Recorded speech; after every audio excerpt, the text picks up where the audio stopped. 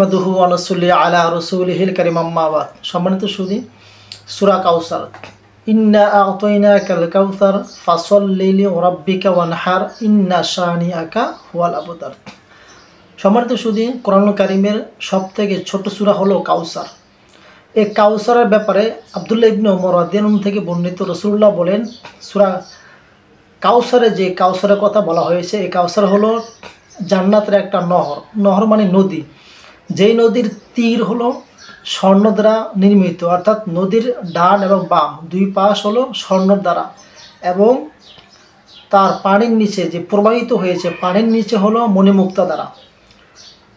আর এই পানি এত পরিমাণ মিষ্টি যে এটা মধুর চেয়েও মিষ্টি। মধু তো সব থেকে বেশি মিষ্টি মধুর চেয়েও মিষ্টি, এবং এটা পানির কালার হবে সাদা সাদা, এই পরিমাণ যে দুধের চেয়েও সাদা, লাবান দুধের চেয়েও সাদা হবে।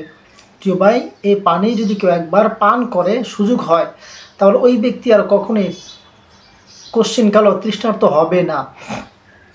এরপরে রাসূলুল্লাহ সাল্লাল্লাহু আলাইহি ওয়াসাল্লাম বলেন, যে ব্যক্তি এই সূরা কাউসার পাঠ করবে, তেলাওয়াত করবে, পড়বে 24টা ঘন্টার মধ্যে যে কোনো একটা টাইম বা সুযোগ সময় মতো করে দৈনিক পড়বে সূরা কাউসার, ওই ব্যক্তির জন্য আল্লাহ তাআলা জান্নাতের সকল নহর, জান্নাতের সমস্ত নদী থেকে সে পানি পান করতে পারবে, পানি পান করার সুযোগ আল্লাহ দিবেন।